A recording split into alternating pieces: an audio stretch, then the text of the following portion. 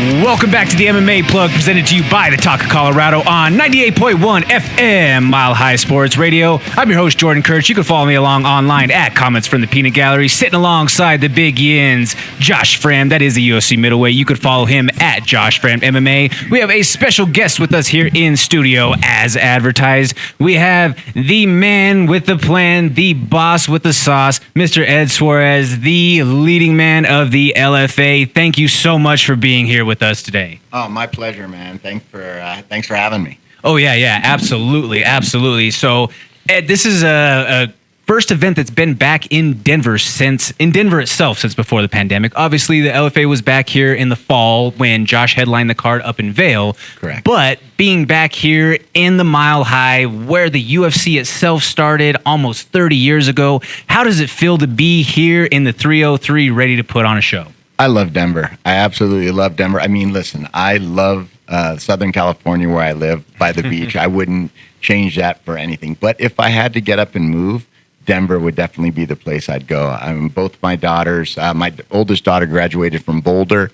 My youngest daughter just finished her freshman year at Boulder. So, I mean, I love Colorado. It's definitely a fight town. So many great, UFC started here, and also my business partner Sven, having Ring of Fire here, was definitely one of the pioneers of mixed martial arts in this region for sure. Oh, certainly. And so coming to Denver, we have a huge main event coming off.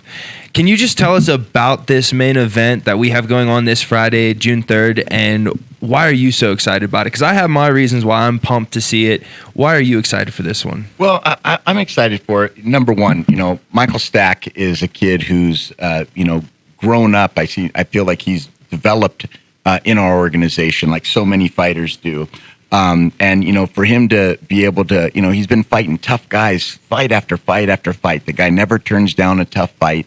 He's always got, and actually, I believe this is the third or fourth Brazilian he's fighting in a row. So he's always taking on these tough Brazilians.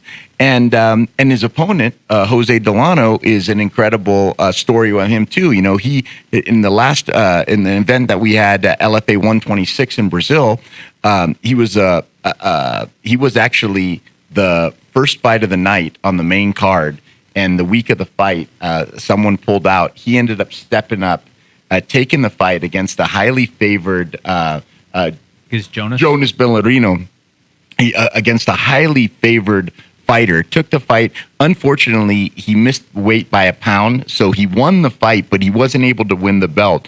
But his drive, his motivation, the type of person he is, I mean, I felt that he deserved to show that he deserves to fight for the title with a proper training camp and everything like that. So I'm super excited. These are definitely two of the best upcoming unsigned featherweights in the world. And what Delano did to Bellarino a few months back, and what Michael Stack has been doing to a bunch of tough Brazilians, this is definitely a title-worthy fight, and I'm looking forward to it, and I'm glad to be back in Denver to do it.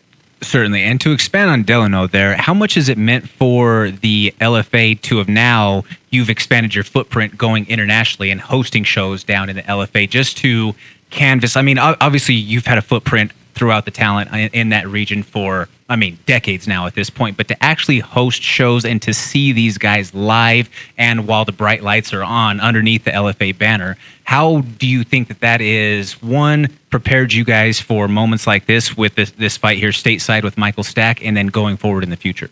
Well, one thing, going back down to Brazil, over the years, obviously my history with the Brazilians and having so many guys that I've represented, back in the day, there used to be so many champions that were Brazilian.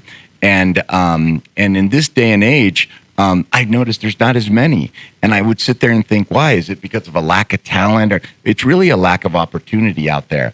So the talent's there. There's just a lack of opportunity. So for the LFA to go down there, I felt like almost like my duty, like I owed it to Brazilian MMA for what Brazilian MMA has done for me in my career. I felt taking the LFA down there and to develop the talent down there and really give them a platform for all these great talented fighters to to be able to show what they can do has been great. And as we can see, so many talents since the shows that we've been doing in Brazil have either signed on to go on to Contenders, signed on to the UFC or Bellator. So, our job of developing these guys and giving them opportunities has been great. So to expand, to go down internationally is incredible. It was a big step for our company.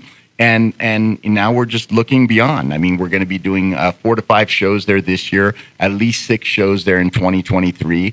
And I'm hoping to expand into Europe next year also. Oh, wow. So in 2023, we're going to try to go across the pond. That's so awesome. That sounds awesome. Yeah. And you just explaining there how you said that it was just a lack of opportunity. I was going to let this one slide until later in the interview for my joke question. Mm-hmm. But maybe not across the pond, maybe not in Brazil, but I always got to put on for, where I come from. Ed, when are we going to get an LFA in Pittsburgh, Pennsylvania? I really want to go to Pittsburgh also. I have family there. Yeah. My sister lives there, and I think it's a great town for it. As a matter of fact, we just signed some guys from Pittsburgh. Mm-hmm. I definitely would like to go to Pennsylvania and definitely like to go to Pittsburgh. I think it would be great. We just have to find the right spot and actually the right dates. I mean, our dates are filling up. We are pretty much, our shows are pretty much booked till the end of the year. So we don't have any more dates for this year. This year we're going to end up doing 28 shows, but Pittsburgh is definitely a region and a place on the map where I feel it makes sense for us to go. And I'm looking forward to, hopefully next year we'll be able to do that, especially with developing some fighters from Pittsburgh. That could definitely help,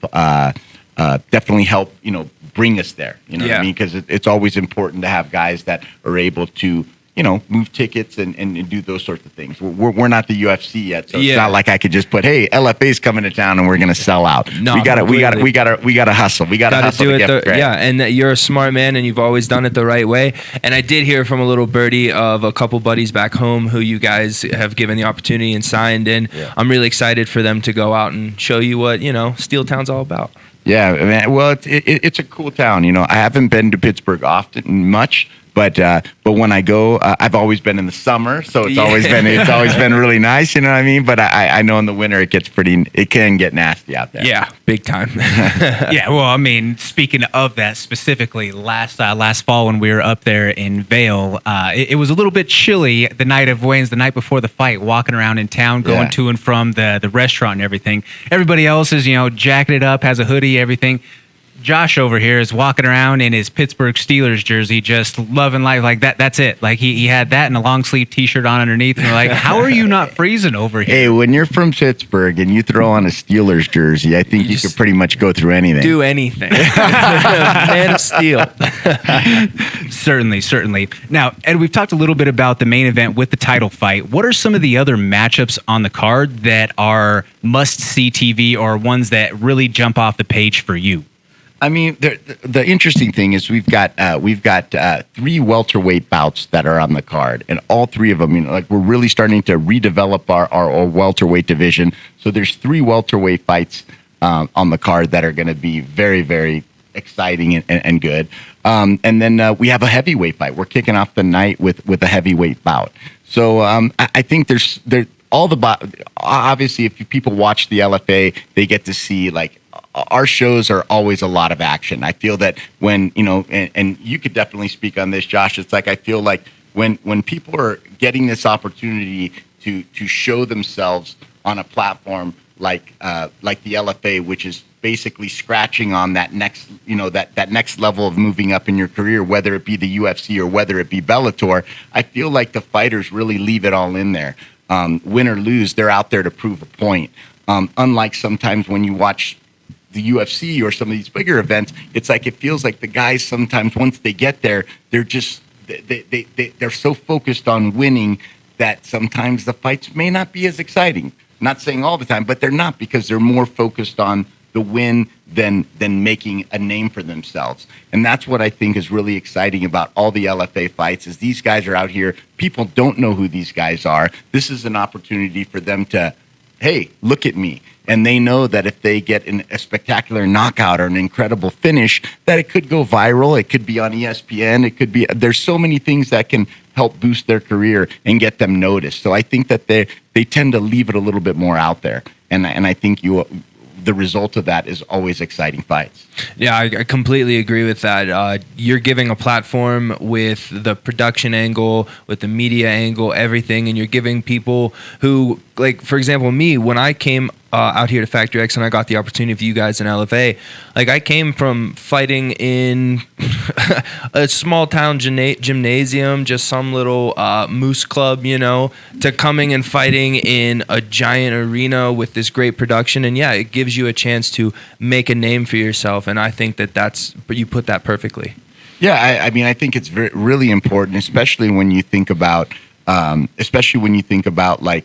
you just said, there's so many guys. Like when I was when I was focusing on managing guys, you'd see a guy fighting in a high school gymnasium in front of 500 people, and then next thing you know, they get a call, and 2 weeks later, they're walking out into the Staples Center in front of 15,000 people. Never had a camera in their face. They put a mic in front of their face, and they're like, you know what I mean? So we really try to not only prepare the athletes that come through the LFA inside the octagon, but we really try to prepare them outside the octagon in some of the other side of being a fighter other than fighting. The media commitments you have, being there on time, doing, I can remember we always had a ton of media interviews for you. So you kind of got into the swing of things. So then when you do step up to that next level, it's just, you just feel a little bit more comfortable in front of the microphone, a little bit more comfortable conversing with people. Certainly. I think a great example, and we spoke about him on the last segment, but someone who is an example of that full cycle growth is a guy like Dan Argueta, who's going to be fighting this 100%. Weekend on the UFC card. He made his pro debut with the LFA, spent almost the entirety of his early pro career with the LFA before going to the Ultimate Fighter, came back for a couple of fights, wins the belt, goes on and gets the call. He's like the perfect story, you know what I mean? And there's so many different athletes that have done that, Josh Frem. I mean, Josh Frem, you had probably 4 or 5 of your fights before you went into the UFC. Yeah. 4 or 5 of his fights came in through us. I mean, there's just so many examples of that, and even other times, even guys like a Brandon Moreno who was on the Ultimate Fighter, was in the UFC, gets cut, reinvents his career, comes back, wins the LFA flyweight title, gets re-signed by the UFC, and look where he is now. So to be a part of that, that's what I love doing. That's what we all love doing. And I look at these athletes that come through us like almost like a wall of success. And in that wall of success, if the LFA can be a few of those blocks that help make that wall of success, that's what makes me happy, is to be able to contribute and make a difference in so many people's career. Certainly. Now, Ed, as we wrap this up here, and we wish we had so much more time to be able just to talk about so many more things. But our online fan base and the MMA community would come at us with hellfire if we did not at least ask you what your thoughts were on Anderson's boxing match a couple weeks ago. As a matter of fact, I just spoke with Anderson yesterday, we got someone hit me up about potentially a big fight for him early next year in MMA. Does it rhyme with Cake Hall? No. It'd be an MMA fight. Oh, okay. It wouldn't be a boxing fight. It would be an MMA fight. But speaking with him, he's really enjoying it. And and when it got presented to me, I personally was like, I don't want to see him do it anymore. I mean, I think he's 47 years old now. To train for an MMA fight is much different than training for a boxing fight. He doesn't have to worry about takedowns, and he's really kind of ended his career on top, and not that he's done yet. But I'm just saying that the way he left mixed martial arts, and then he went and fought Chavez and beat him, then knocked out Tito Ortiz, and then granted it was an exhibition, but if you watch the fight, Anderson knocked him down. Yeah, it was a fight. Anderson knocked him down in the 5th round. So I mean, he's enjoying it. I don't speak to him as much anymore, but I literally spoke to him 2 days ago. And he just got to Brazil. He was still in Dubai, and he just landed in Brazil. And we were just talking, and he's just in a happy place in his life right now. He's enjoying it. He's enjoying the training. He's he's rejuvenized. You know what I mean? He doesn't have to worry about it. I don't think training for boxing is as hard on his body as training for mixed martial arts. And it looks like he's enjoying the time with his two young boys too, who are also tremendous fighters. Yeah, I actually went to their last fight too. He was in Dubai, so I went to go keep an eye on him. And Khalil and Gabriel, and his older son Gabriel. Actually, Khalil lost the fight, lost the decision in an amateur kickboxing fight, and then his son Gabriel, coming back off of a loss, just went in there with a vengeance and just kicked the shit out of the guy. That's awesome. He beat him up pretty bad, and so it's always nice to see. Those kids, I've known them since. It's hard for me to watch him go in the ring. I get so nervous. I mean, Khalil, Anderson's son, before Anderson moved out here, lived with me for 6 months. I was in Brazil, and he said, "Hey, I want to go to Brazil. I want to go to the United States, like now." And I said, "Ask your dad." And he asked his dad, and his dad goes, "Yeah, if you want to go, go." And so Khalil lived with me. So to me, he's almost like another son to me. So to see him go up in the ring, I got to give it to all those fathers out there that have kids that compete in mixed martial arts. You guys are animals, because I don't know if I could do it. I mean, it was literally like I was completely zoned out and just nervous, you know what I mean? Because you love the kid. You know what I mean? So I can't imagine how parents and family feel, Yeah, it's way different when you have that special bond with someone, watching them go in there. And this is a crazy sport, and you can get really hurt if you're not being serious about it. And having that connection with someone, it makes it much more nerve-wracking than anything else. 100%, man. You just start. Literally, I could remember the fight start, and honestly, I felt like everything was like just cloudy, and I was just like watching. Like nothing else really like even affected me. I was just so zoned in on it. So I can't even imagine what it would be like for like Anderson to watch his son go in. But then again, Anderson, having the experience he has in a fight, he always seems so calm. And I'm just wondering, is that just him just being that way? Because Anderson has always been calm in his fight. I mean, one of the cool stories of when he was fighting Rich Franklin for the fight for the belt the first time.